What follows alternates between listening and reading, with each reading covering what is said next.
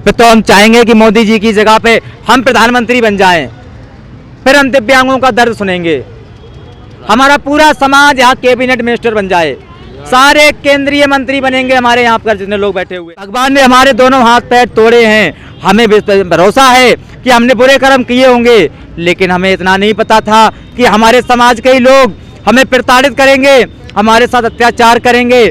अगर हम थाने जाएं या एसडीएम के पास जाएं या विधायक के पास जाएं तो हमें घिसड़ घिसड़ के जाना पड़ता है और वहाँ पर हमारे लिए कोई सुविधा नहीं होती। तो मेरे आंखों से आंसू निकलते हैं, मुझे अपने दर्द को पता होता है। अगर चलते चलते व्यक्ति को अगर ठोकर लग जाए, वो गिर जाता है, तो उसे वन टाइम कितना दर्द होता है, और मैं जब से पैदा हुआ हूँ तब से दर्द झेल रहा हूँ। दिल्ली स्थित बदरपुर टोल बूथ पर मैं मौजूद हूँ। आप मेरे पीछे देख सकते हैं कि यहाँ पर दिव्यांगजन जो कि भरी सर्दी में आज अपनी विभिन्न मांगों को लेकर आमरण अनशन पर बैठे हुए हैं। आखिर इनकी कौन सी ऐसी मांग है जिसको लेकर इन्हें भरी सर्दी में बीच सड़क पर मजबूर होना पड़ा अपनी मांगों को लेकर? क्या मांग करते हैं? किस प्रतिनिधि के आने की मांग करते हैं कि जब तक सरकार का कोई नुमाइंदा यहाँ नहीं आ जाएगा तब तक हम नहीं उठेंगे, या टोल टैक्स जो है उसे बाधित किया जाएगा अगर कोई नहीं आता है? सुनने के लिए धन्यवाद मैं करूंगा, फिर से आपने समय निकाला। आपने कहा अमर अनशन, एक वो शब्द है जो हर कोई नहीं जानता होगा, सच है। दूसरा ये है कि आपने कहा कि आप बराबर लोगों के बीच जाते रहते हैं, सेवाएं करते रहते हैं। आप देखिए, हमारा जो देश आज़ाद हुआ है, भारतीय नागरिकता के अनुसार भारतीय लोगों ने देश को आज़ाद कराने में कुर्बानियाँ दी, बलिदान दिया। देश आज़ाद होने के बाद फिर अपनी सर्व समाज को लोगों ने, जैसे डॉक्टर भीमराव साहब ने अपनी समाज को आगे बढ़ाने के लिए, काशीराम साहब ने अपनी समाज को आगे बढ़ाने के लिए क्या क्या कुर्बानियाँ नहीं सही होंगी, क्या क्या संकट नहीं सहे होंगे। राम मनोहर लोहिया साहब ने अपनी समाज को आगे बढ़ाने के लिए, पिछड़ा वर्ग आगे बढ़ाने के लिए क्या क्या संकट नहीं सहे होंगे, वो आज। उसकी बाद में तमाम ऐसी पार्टियां हैं, तमाम ऐसे लोग हैं जो राष्ट्रभक्त हैं, देशभक्त हैं, समाज भक्त हैं। उन्हीं के बीच से एक मैं निकला हुआ व्यक्ति हूँ। हम चाहते हैं, जो कहावत कहिए, जिसका ना हो पाए बेबाई वो क्या जाने पीर पर आई। जिसके चोट लग जाती है दर्द उसको एहसास होता है। तो आज चोट हमारे लगी है, दर्द मुझे हो रहा है, दर्द का एहसास भी मुझे हो रहा है कि अगर मैं यहाँ से रोड क्रॉस करना है तो कितना संघर्ष करना पड़ेगा और कितना परिश्रम करने के बाद मैं रोड क्रॉस करूँगा, उसमें कितने व्यवधान आएंगे। और जिस जिस जगह पर हम लोग निकलते हैं, समस्याएं देखते हैं, तो मुझे लगता है कि हमारे समाज की में आज बहुत बड़ी ज़रूरत है और ऐसे नेता की ज़रूरत है, ऐसे व्यक्ति की ज़रूरत है जो सारे संकटों को पार करके, चाहे उसे जेल जाना पड़े, चाहे जूझना पड़े, कुर्बानी देनी पड़े, क्रांति लिखनी पड़े, स्वर्ण अक्षरों में नाम लिखना पड़े, लेकिन वो व्यक्ति अपने समाज के लिए कुछ करना चाहे। आज हमारे बीच में राष्ट्रीय अध्यक्ष जी हैं, माननीय हाकिम सिंह पटेल साहब ने एक प्रेरणा दिया, मुझे एक विश्वास दिलाया है कि देश का कोने कोने का दिव्यांग आपके साथ है, आपके संगठन के साथ है। नन्हेलाल, आप आगे बढ़, हम तेरे साथ हैं, पूरा समाज आपके साथ है, पूरा परिवार आपके साथ है। आज मुझे विश्वास है, मैं आशा करता हूं कि इसी तरह से आपके द्वारा हमारी सद्बुद्धि बनी रहे और जब जब हम ऐसे सराहनीय कार्य में आगे बढ़ें, चाहे आमरण अनशन की बात हो, भूख हड़ताल की बात हो, आंदोलन की बात हो, किसी की बहिष्कार की बात हो, इवेंट की बात हो, कार्यक्रम की बात हो, या प्रधानमंत्री मिलने से बात हो, या गृह मंत्रालय जाने से बात हो, जंतर मंतर की हो, चाहे देश का लाल किला को बंद करना पड़े, लाल किला को मुझे घेरना पड़े, ऐसे किसी भी कार्यक्रम में मुझे अगर जाना पड़े और हमारी अगर वहाँ पर लगे कि ज़रूरत है और मुझे वहाँ पहुँचना, और मैंने लगा कि आज हमें ज़रूरत है देश के लिए, समाज के लिए और दिव्यांग परिवार के लिए। आज एक बात और बता देता हूँ आपके चैनल के माध्यम से, मैं भाषण देना मुझे नहीं आता है, अपना दर्द बयां करना आता है। जो मैं बात कह रहा हूँ वो सर्व दर्द बयां कर रहा हूँ। ना मैं भाषण देना हो, ना मुझे आगे राजनीति में जाना है और ना ही मैं राजनीति करना चाहता हूँ, लेकिन इतना ज़रूर है कि मैं अपने समाज को जिस परिस्थिति में, जिस संकट में देख रहा हूं मैं, और जो संकट हम लोगों पर है,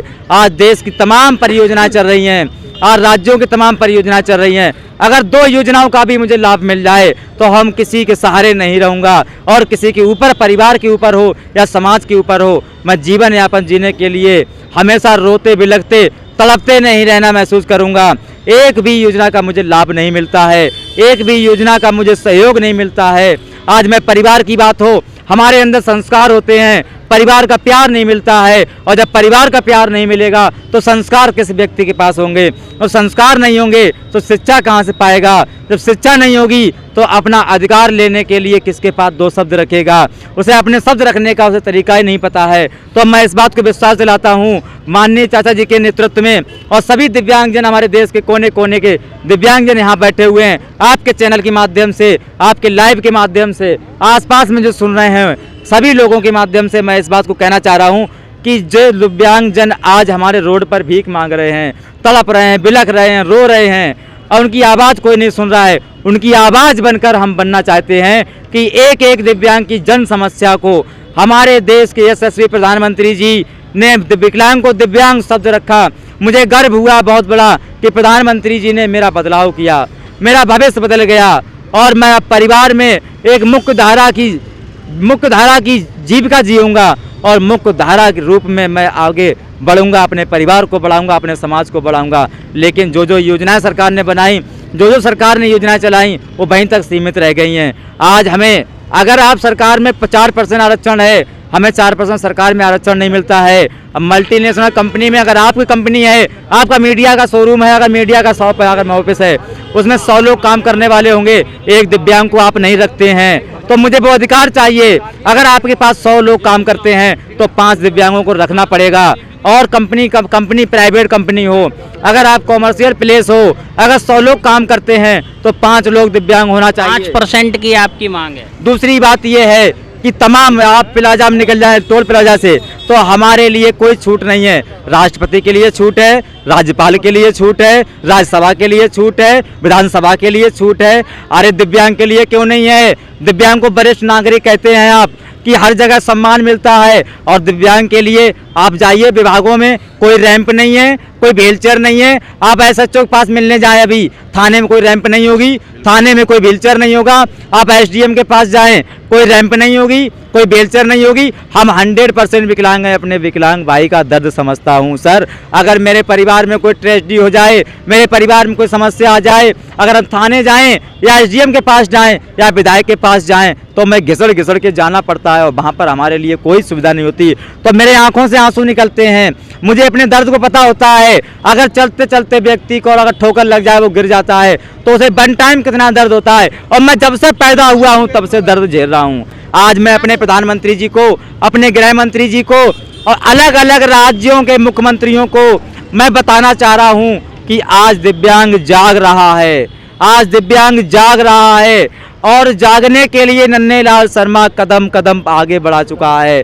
आप सभी लोगों से अपील है, आग्रह है, आपके चैनल के माध्यम से, इस आंदोलन के माध्यम से, और आप सभी भाइयों से मेरा निवेदन है कि एक एक दिव्यांग को सूचना दें, संदेश दें कि एक एक दिव्यांग देश के कोने कोने से आए, और इस आंदोलन के माध्यम से अपने दर्द को बताने के लिए देश के यशस्वी प्रधानमंत्री जी के पास, गृह मंत्री जी के पास, गवर्नर के पास, मुख्यमंत्री के पास, जब तक आप अपनी आवाज़ नहीं पहुंचाएंगे और 1 to 1 बैठ के आप बात नहीं करेंगे, तब तक समस्या का समाधान नहीं होना है।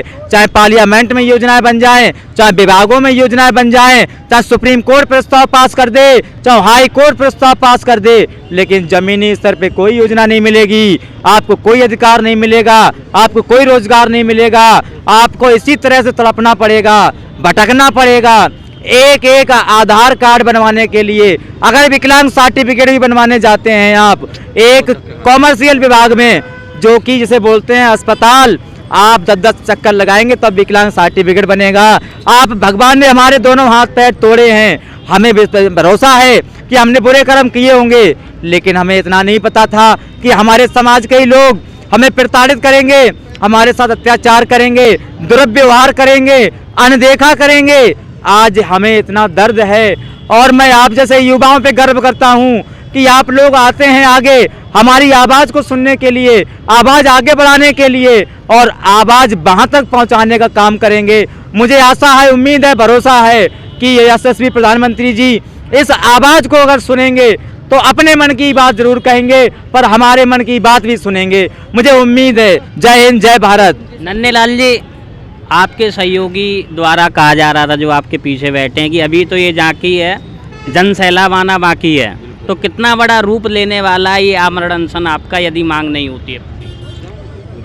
देखियो, मैं ज़्यादा शब्द नहीं बोलूँगा। मैं सुबह से अमर अनशन पर बैठा हूँ, लेकिन मुझे भरोसा है अपने दिव्यांग भाई बहनों पर। अगर उन्हें जब तक खबर पहुंच जाएगी कि नन्हेलाल शर्मा राष्ट्रीय अध्यक्ष राष्ट्रीय दिव्यांग सेना के माननीय हाकिम सिंह पटेल अगर यहाँ बैठे हुए हैं और दिल्ली में बदरपुर बॉर्डर पे, तो मुझे भरोसा है, आशा है वो लोग आज से ही निकलना शुरू कर देंगे। और निकलने के बाद बदरपुर बॉर्डर टोल टैक्स पर पहुँचेंगे, और पहुँचने के बाद कहाँ तक पहुँचते हैं हम, कब तक हमारी आवाज़ नहीं सुनी जाती है, वो समय बताएगा। लेकिन हमें आप पर भरोसा है, प्रशासन पर भरोसा है, मीडिया पर भरोसा है, और दिव्यांग जो साथ हमारे दिव्यांग भाइयों के साथ में, बहनों के साथ में, जो हमारे अंगरक्षक, हमारी बहन भारती जैसे लोग, हमारे सूरज भाई चावला जैसे लोग, और तमाम हमारे समाज सेवी जो लोग हैं, ये दिव्यांग भाइयों का सहयोग करने आए हैं, समर्थन देने आए हैं। ये दर्द समझते हैं कि दर्द क्या होता है, पीड़ा क्या होती है। तो मुझे उम्मीद है कि एक एक दिव्यांग जो हमारी आवाज़ को सुनता जाएगा, आप सबके माध्यम से और इस आंदोलन के माध्यम से, इस अमरण अनशन के माध्यम से, चाहे मुझे 15 दिन हो जाएं, खाना नहीं खाऊंगा, पानी पी कर गुजारा करूंगा, लेकिन मैं अपने अधिकार को, अपने दिव्यांग समाज के जो दर्द है वो वहाँ तक पहुँचाने का काम करेंगे जहाँ से पूरा देश चलता है, जहाँ से पूरी सृष्टि चलती है, जहाँ से पूरा संसार चलता है, जहाँ से कोर्ट चलते हैं, जहाँ से विभाग चलते हैं, जहाँ से विधायक चलते हैं, जहाँ से सांसद चलते हैं, और जहाँ से मंत्रीगण दौड़ते हैं। नन्हेलाल जी, 2024 का इलेक्शन बिल्कुल नज़दीक है, लोकसभा का चुनाव। ऐसे में दिव्यांगजन की यदि बात नहीं सुनी जाती है सरकार द्वारा, तो कितना बड़ा रुख जो है दिव्यांगजनों का हो सकता है केंद्र सरकार के लिए? मैं एक छोटा सा तुच्छ सा व्यक्ति हूँ, क्योंकि एक बड़े तबके का जो वोट का एक हिस्सा है वो दिव्यांगजनों का भी आता है, तो कितना बड़ा जो है प्रभाव डाल सकता है? मैं आपके चैनल के माध्यम से जो लोग हमारे इस वीडियो को सुन रहे हो, आप बताना चाहूँगा, 13 करोड़ देश में, भारतवर्ष में 13 करोड़ दिव्यांगजन हैं जो अपना जीवन जी रहे हैं, रो कर, बिलख कर, तड़प कर। उनके साथ में परिवार जुड़ा है, एक दिव्यांग के साथ में अगर 5 लोग जुड़े हुए हैं, तो समझ लें आपकी 65 करोड़ दिव्यांग परिवार लोग हैं। अगर आज ऐसी आयोग है, सशक्त आयोग है, ओबीसी आयोग है, सशक्त आयोग है, महिला आयोग है, सशक्त आयोग है, दिव्यांग आयोग भी है, लेकिन कौन है? वो जीरो है, उसकी कोई नहीं चलती है। इसीलिए हम इस मंच के माध्यम से कहना चाहता हूं कि 2024 का चुनाव है, मुझे चुनाव से कोई लेना देना नहीं है। मैं माननीय प्रधानमंत्री जी को ही वोट दूंगा, अमित शाह जी को ही वोट दूंगा, नरेंद्र मोदी जी को ही वोट दूंगा, लेकिन हमारे दर्द को भी सुनो, हमारे तड़पन को भी समझो। हमारे परिवार की आज क्या स्थिति है, हमारे बच्चों की क्या स्थिति है, हमारे माता पिता हमारी वजह से कितना संकट झेल रहे हैं, हम अपने भाई बहन के ऊपर कितना बड़ा बोझ है। आज बताइए, अदर कंट्री में अगर कोई दिव्यांग पैदा हो जाए तो सरकार पैदा होने से लेके मरने तक की जिम्मेदारी लेती है। अरे आप सरकार 500 रुपये दे के, पेंशन देकर, मुझे भीख देकर एहसान कर रहे हो। मुझे रोजगार दे दो, मुझे नौकरी दे दो, मुझे भीख मत दो 500 रुपये, 1000 रुपये पेंशन देकर। मैं मेहनत करके खा सकता हूँ। अगर हाथ पैर नहीं दिए, भगवान ने हाथ दिए हैं, दिमाग दिया है, कुछ तो शरीर दिया है। तो हमारी यही उम्मीद है कि आपके माध्यम से माननीय प्रधानमंत्री जी हम लोगों के लिए कुछ विचार करेंगे और हम लोगों को रोजगार। अगर नहीं मांगे पूरी होती हैं तब भी आपका समर्थन रहेगा क्या सरकार को? देखिए, समय बताएगा हमारा क्या समय रहेगा। फिर तो हम चाहेंगे कि मोदी जी की जगह पे हम प्रधानमंत्री बन जाएं, फिर हम दिव्यांगों का दर्द सुनेंगे। हमारा पूरा समाज यहाँ कैबिनेट मिनिस्टर बन जाए, सारे केंद्रीय मंत्री बनेंगे, हमारे यहाँ पर जितने लोग बैठे हुए हैं सब होम मिनिस्टर बनेंगे, महिला बाल विकास मंत्री बनेंगे, सामाजिक न्याय मंत्री बनेंगे, और तमाम कानून मंत्री हमारे विभाग से बनेंगे, हमारे इस मंच से बनेंगे, हमारे वीडियो सुनने वाले बनेंगे और यहाँ पर समर्थन देने वाले बनेंगे। मीडिया साथी, हमारे सूचना प्रसारण मंत्री आप बनेंगे। आप कीमती समय निकाल कर आए हैं, तो मुझे आशा उम्मीद है अगर माननीय प्रधानमंत्री जी आपने दुनिया में, विश्व में नाम कमाया है, तो हमारे दर्द को भी सुनोगे। अगर दर्द को नहीं सुनोगे तो अगली बार मन की बात नहीं करोगे। हमारे मन की बात नहीं सुनोगे तो 2024 का इंतजार मत करना। हम छोटे से संदेश में आपको बताना चाह रहा हूँ, माननीय मोदी जी, माननीय अमित शाह जी, मैं धमकी नहीं दे रहा हूँ, अपना दुख बयां कर रहा हूँ, हाथ जोड़कर विनती करता हूँ। जय हिंद, जय भारत। मैंने कुछ खाया पिया नहीं है, समय लेते हुए मैं अपने शब्दों को समाप्त करूँगा।